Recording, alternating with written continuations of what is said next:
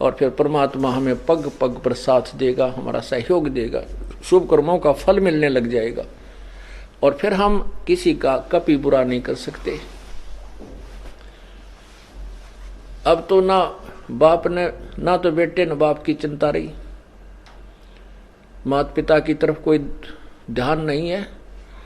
वहां ये दास जेल में था, वहां एक तो एक नया कुबाड़ी, वहां देखे कुबाड़िया कुकर्मी लोग, अच्छे भी फंस रहे थे, न जो गलती जिनकी कोई त्रुटि नहीं वैसे वो भी थे, कुछ निर्दोष भी फंसा रखे थे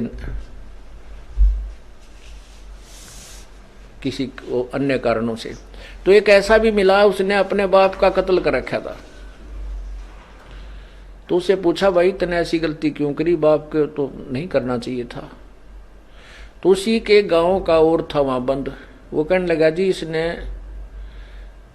इसके पिताजी की पेंशन आवती, ये 2 भाई हैं, तो इन्होंने इसका बाटा माँ आएगी और बड्डे का बाटा बाबू पिताजी आएगी, इन माँ बाबुओं को बांट लिया नारा नारा।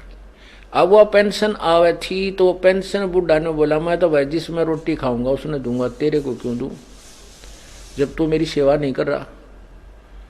तो इन्होंने बोला, मुझे आधी तनख्वाह दे, पेंशन दे। तो उस बुढ़े ने ना दी उसको, तो उठा कर लठ मारा सर में, बुढ़ा मर गया। अब उसकी वो जेल में बंद था। तो पुण्यात्मा ऐसा जुल्म हो गया।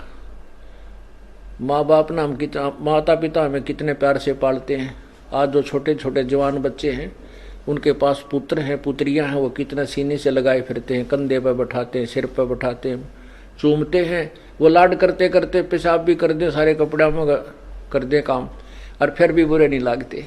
और जब वृद्ध हो जाते हैं, जब वो बड़े हो जाते हैं, उनका विवाह हो जाता है, और फिर वो माँ बाप उनको अच्छे क्यों नहीं लगते, उनकी सेवा करने में उनको इंटरेस्ट क्यों नहीं है। इसका कारण ये है, ये नहीं हो सकता, क्योंकि इसका कारण है कि बुढ़े ने भक्ति ना करी। उस जब वो युवा था, उन बालका के लालन पालन में उनको सेठ बनाने में लग रहा, भक्ति करी नहीं, और भक्तिहीन प्राणी का कितना ठिकाना नहीं। यदि हम पहले से परमात्मा का नाम लेंगे, भक्ति करेंगे, तो परमात्मा ऐसी व्यवस्था कर देगा, उन बच्चों के दिल में ऐसी दया भर देगा, माता पिता ने हाथों पर रखेंगे। और माता पिता इसे योग्य होंगे नहीं कि वो उनको दुख दें, क्योंकि उनकी भक्ति से वो स्वस्थ भी रहेंगे, उनका शरीर भी तगड़ा रहेगा। और जो 10,000 के रुपए में बीमारी कटनी हो, मानो 500 रुपये में ठीक हो जाएगा। तो ऐसे फिर वो भक्ति से ही सेवा बना है। एक आदमी तो ऐसा है, वो अच्छा भी ना लगता, हमने खड़ा होगी तो मान ले जैसे, अरे कैसा हो जाओ, इस तो बात तय करें जावा, बड़ा अच्छा आदमी, क्योंकि उसके पिछले पुण्य है, वो संस्कार, वो भक्ति के गुण उसके अंदर विद्यमान है। तो ऐसे ही अब हम भक्ति संस्कार बनावाएंगे, तो बचपन बुढ़ापे में हमारी आप सेवा परमात्मा ऐसी व्यवस्था कर देगा, हम सोच भी नहीं सकते।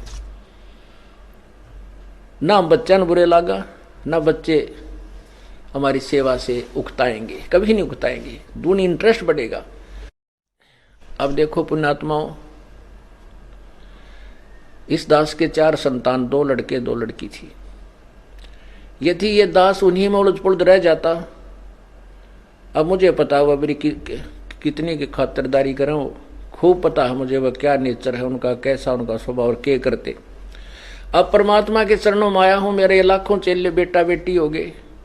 अब एक को कहता हूं भाई जल लाना, 10 खड़े हो जाते हैं। ये क्या कारण है? क्योंकि मैंने परमात्मा की भक्ति का रटना लाई, और उस भक्ति की शक्ति से इन बच्चों में इतनी श्रद्धा बन गई, दोनों हाथों पर रखूं अपने गुरुदेव को, अपने पिता को।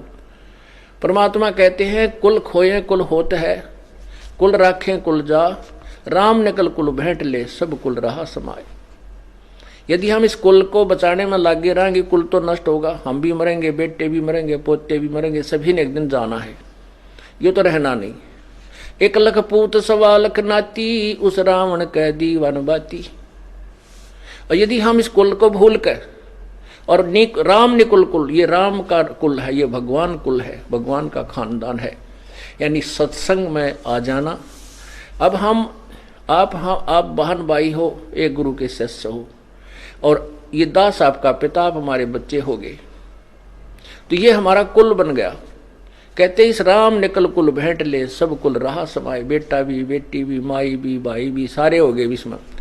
तो ऐसे हमारे फिर आगे चल के आने वाले समय में इतनी जो ना सेवा आपकी बनेगी, क्योंकि आपके बच्चे भी भक्ति करेंगे, वो भी भगवान से डरेंगे, आपको इतना भी दुख देना नहीं चाहेंगे कदे मुझे पाप ना लाग जाए, माँ की आत्मा दुखा दी जाए तो, कदे पिता की आत्मा ना दुख जा, क्योंकि फिर आपको झटके लगने लग जाएंगे। संत दुखाए मैं दुखी, मेरा आपा भी दुख होए।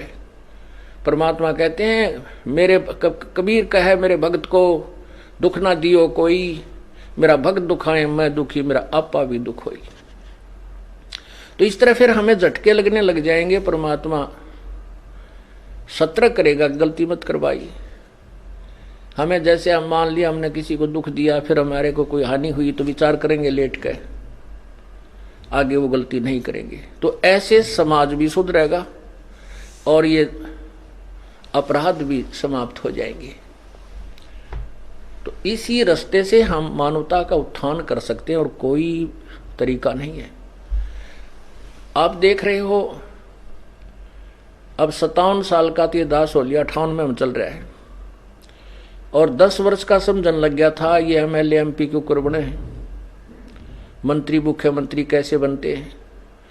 आप देखते हो बहुत बढ़िया छांट छूट का कोई मंत्री कोई पार्टी चुनती है जनता, और 5 साल में फ्यूज हो लेते हैं, वह 5 साल में उन्हें रिजेक्ट कर देती है कि ना ये करने के नहीं, फिर नए तैयार करते हैं शायद ये कुछ ठीक पाएंगे, 5 साल में उन्हें रिजेक्ट कर देते कि ना ये भी कोई ना ठीक। क्योंकि जब तक हम राम नाम से डरने वाले अपने नेता नहीं चुनेंगे तब तक कोई भी सुधार नहीं हो सकता। और ये इस मार्ग से ही वो पुण्यात्मा उभरेंगी। ऐसे ही ज्ञान से फिर वो भगवान से डरने वाले होंगे, परमात्मा का नौकर बनकर वो राज करेंगे, नहीं को राज को छुएगा नहीं। इतना भयंकर पाप है इस राज के अंदर।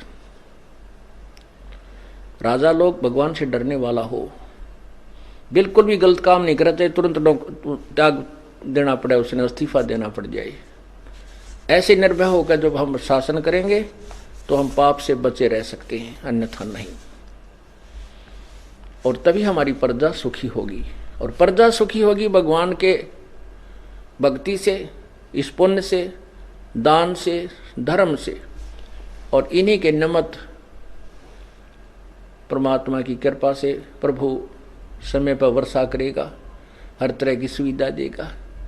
अब ये सत्संग जो ये जो कार्यक्रम चल रहा है भक्ति का, ये शास्त्र अनुकूल है, और ये दास 2 वर्ष बंद रहेगा लगभग 21 महीने, तो कोई वर्षा विशेष नहीं की प्रभु ने। दास अभिमान नहीं करता, विधान बताऊं हूं भगवान का।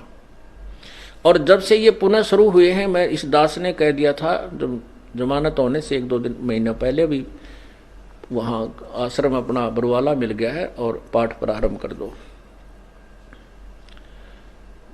तो उसके बाद ये दास 30 अप्रैल को आया था। उसके बाद पूरा जेठ, जून, जुलाई, अप्रैल, मई, जून, जुलाई परमात्मा ने इतनी प्यारी बारिश करी। कहते हैं ट्यूबलों के पानी भी 10-10, 20-20 फुट नीचे चले गए थे। हाहाकार मच गई थी। समाचार पत्रों में भी आने लगे थे कि भारत के अंदर केवल 7 दिन का अन्न है अगर अकाल गिर गया तो। अब परमात्मा ने, अब जैसे आपने गीता जी अध्याय नंबर 3 के मंत्र नंबर 10 से 15 में सुना है कि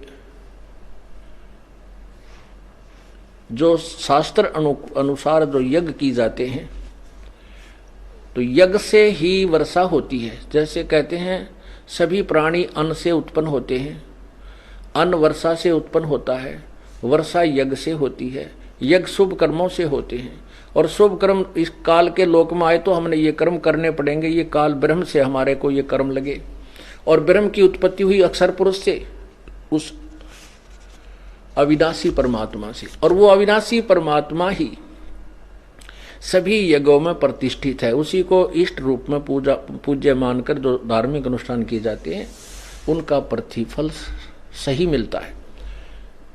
जैसे जड़ को सींचने से फलों को, टहनियों को जो फल, टहनियों को फल लगते हैं, तो ऐसे विधि शास्त्रानुकूल साधना से ही वो हमें लाभ होता है जो धार्मिक क्रियाओं से होता है, तो वो एक इस स्थान के अतिरिक्त कहीं भी धार्मिक क्रिया नहीं हो रही, शास्त्र अनुकूल नहीं है। कर रहे हैं बेचारे उद्देश्य, आपने कल गीता जी में सुना था कि कोई तो ऐसे साधना कर रहा है, कोई ऐसे कर रहा है, और वो सभी इसको मोक्ष मार्ग ही मानकर कर रहे हैं, लेकिन वो शास्त्र विरुद्ध होने से व्यर्थ है।